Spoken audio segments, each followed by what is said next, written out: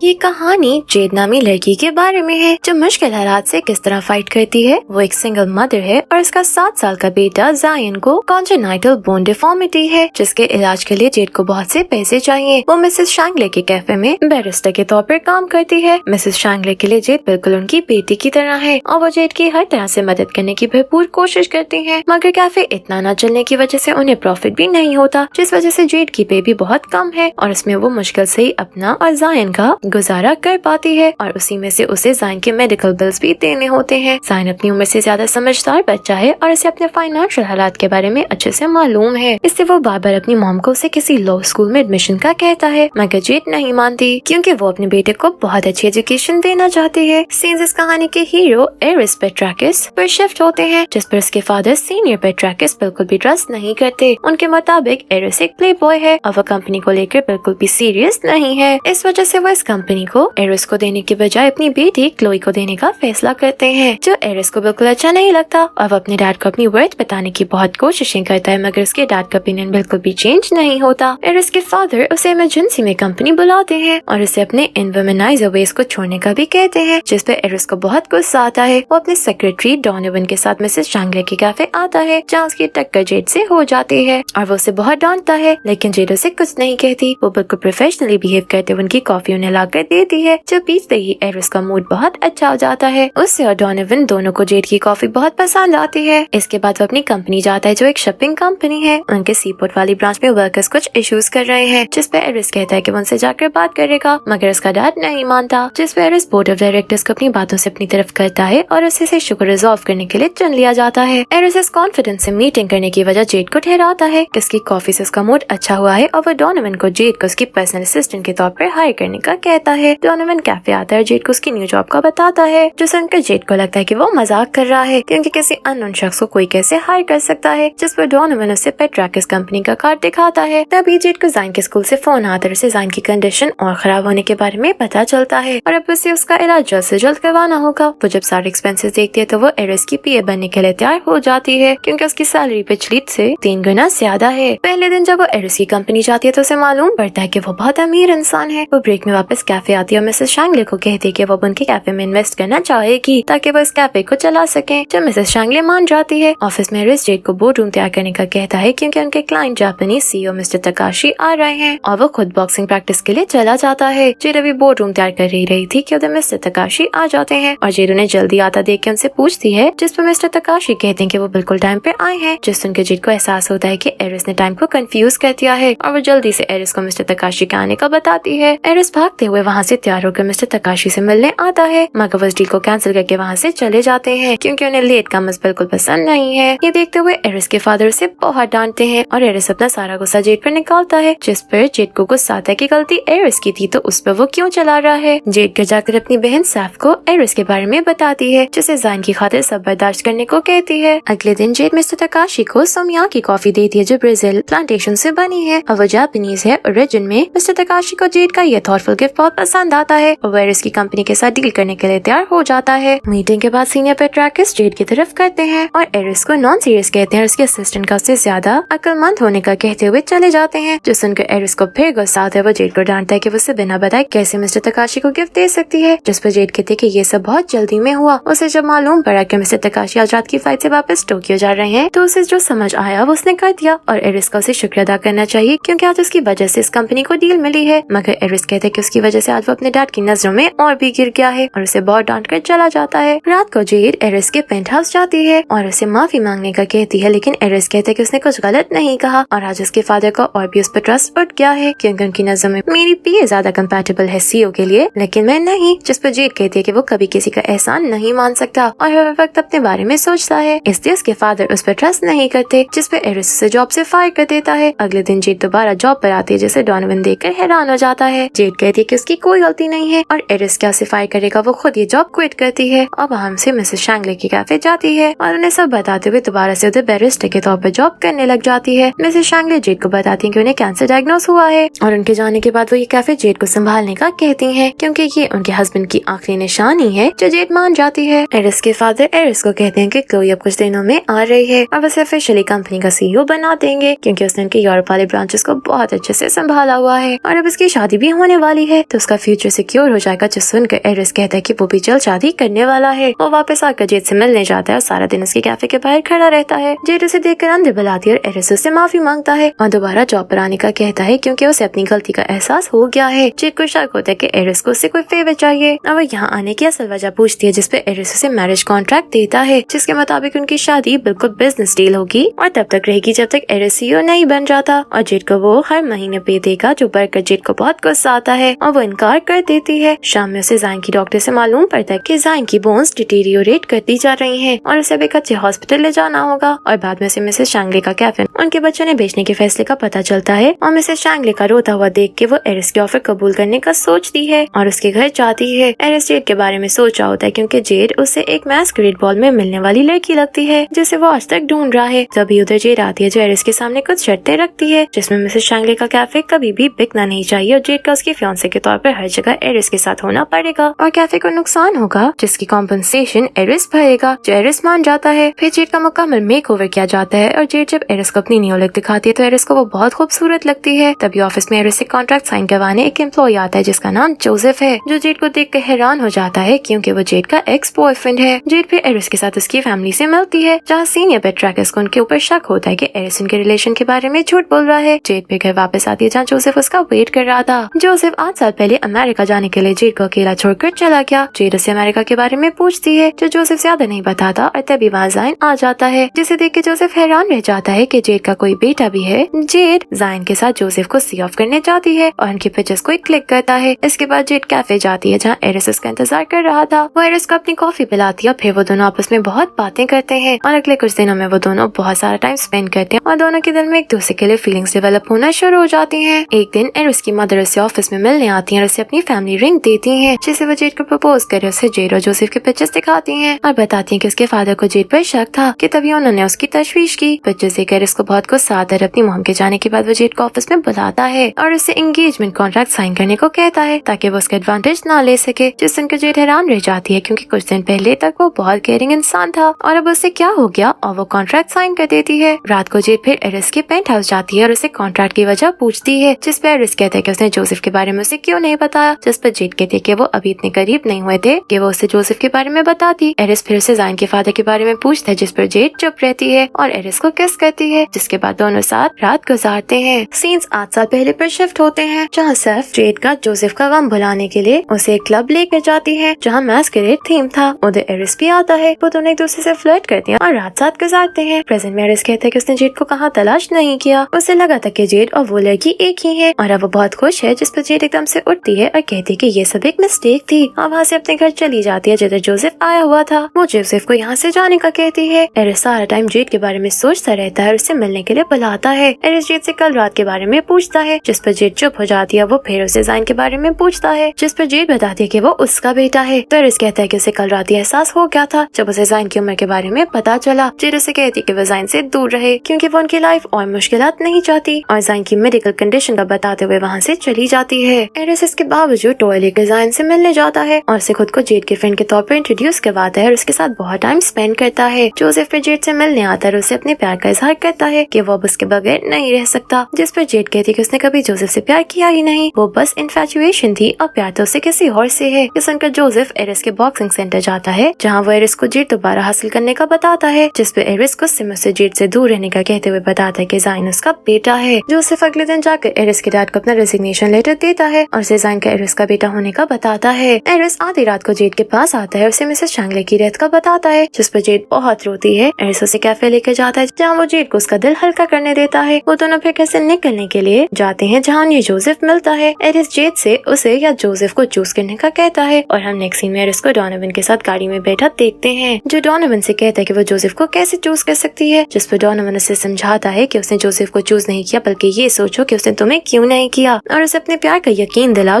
जिस पर Eris Z के घर जाता है जहाँ जोसेफ जबरदस्ती जेड के घर घुसकर उसे किस करने की कोशिश कर रहा था और एरिस वहाँ आकर जोसेफ को मारता है। अगले दिन कंपनी में पुलिस आती है एरिस को गिरफ्तार करने के लिए क्योंकि जोसेफ ने उसके खिलाफ कंप्लेंट की है। एरिस बहुत मुश्किल से अपनी बेल करवाता है। एरिस के फादर जेड से मिलने जाते हैं और उसे बहुत सारे पैसे देने की ऑफर करते हैं कि वो एरिस का पीछा छोड़ दे और साथ जाइन की भी फुल कस्टडी उनके हवाले करने का कहते हैं और ये भी कि वो ज्यादा अच्छे से जाइन का ख्याल रख सकते हैं और उसका ट्रीटमेंट मुल्क के बेहतरीन हॉस्पिटल में करवाएंगे, जिस पर जेड उन्हें यहाँ से जाने का कहती है। इसके बाद जेड एरिस को उसके फादर का कल कैफे आने वाली बात बताती है और कहती है कि इतने सालों तक उसने अकेले ही ज़ाइन को पाला है और आगे भी वो अकेले उसे पाल लेगी और उसे अपनी और ज़ाइन की जिंदगी से दूर रहने का कहती है। एरिस गुस्से में अपने डैड के पास जाता है और उन्हें सबकी वजह पूछता है, जिस पर उसका डैड कहता है कि जेड ज़ाइन का ख्याल नहीं रख सकती, लेकिन एरिस उन्हें उनकी जिंदगी में मदाखलत करने से मना करता है। उसका डैड कहता है कि वो ज़ाइन को इस्तेमाल करके उन्हें ब्लैकमेल कर सकती है और वो सबके सामने अगर ज़ाइन का सच बताएगी तो उनकी क्या इज्जत रह जाएगी, जिस पर एरिस को गुस्सा आता है और वो बोर्ड मीटिंग में सबके सामने ज़ाइन के बारे में बताता है और अपनी कंपनी से क्विट करता है क्योंकि उसके डैड के लिए हर चीज सिर्फ पैसा ही है। एरिस जब बिल्डिंग से बाहर जाने लगता है तो उसे ज़ाइन वहाँ मिलता है जो गूगल से एरिस की बिल्डिंग का एड्रेस निकाल कर आया था। वो एरिस से पूछता है कि क्या वो उसका डैड है, जिसमें एरिस हैरान हो जाता है कि ज़ाइन को कैसे पता, लेकिन ज़ाइन कहता है कि वो पहली मुलाकात में ही जान गया था। वो एरिस को अपनी मेडिकल कंडीशन का बताते हुए उसकी मदद मांगता है क्योंकि वो मजीद अब अपनी मॉम को रात भर रोते नहीं देख सकता। एरिस ये सब सुनने के बाद अपने डैड के पास जाता है और उन्हें रिक्वेस्ट करता है कि वो जेड की फाइनेंशियली हेल्प करें और ज़ाइन के मेडिकल बिल्स भरने में मदद करें और इसके बदले में वो जो कहेंगे एरिस करेगा, जिस पर उसके डैड उसे एक्टिंग सीईओ बनने की पोजीशन देते हैं जब तक क्लोई नहीं आ जाती और उसकी शादी एक और बिजनेसमैन की बेटी से फिक्स करते हैं। डोनोवन कैफे आकर जेड को एरिस को हेल्प कबूल करने का कहता है और इसे एरिस की अपने डैड के साथ डील का बताता है, जिस पर जेड का दिल टूट जाता है। दूसरी तरफ एरिस की एंगेजमेंट का दिन आ जाता है और जब वो तैयार हो रहा था तो उसकी मॉम उसे समझाती है कि जो उसके डैड ने किया वो सिर्फ उसकी भलाई के लिए है, जैसे वो ज़ाइन के लिए सब कर रहा है और सैक्रिफाइसेस तो देनी ही पड़ती हैं। ये सुनकर एरिस वहाँ जेड के कैफे आता है और इसे बताता है कि उसने कंपनी भी छोड़ दी है और एंगेजमेंट भी, क्योंकि वो उससे बहुत प्यार करता है और वो दोनों मिलकर ज़ाइन के इलाज के लिए पैसे इकट्ठे करेंगे, जो सुनकर जेड भी एरिस से अपने प्यार का इजहार कर देती है। इन सीन्स में हम जेड और एरिस की वेडिंग सेरेमनी देखते हैं जैसे कैफे में हो रही थी। उनका फ्लावर मैन ज़ाइन है और उधर एरिस की मॉम भी आती है। एरिस बेताबी से अपने डैड का इंतजार करता है मगर उनको उधर आता ना देख के उसका दिल टूट जाता है। जेड बहुत ही प्यारे व्हाइट गाउन में एंट्री लेती है और उसके साथ आयल पर सीनियर पेट्राकिस आता है जेड का डैड बन के, जो देख के एरिस खुश हो जाता है। सीनियर पेट्राकिस हमेशा से एरिस किसी और की खातिर सैक्रिफाइस करना सिखाना चाहते थे कि दुनिया में रिलेशंस बहुत मैटर करते हैं और उन्हें वाकई आज अपने बेटे पर गर्व है। और यहाँ से मूवी एंड हो जाती है। Thank you for watching.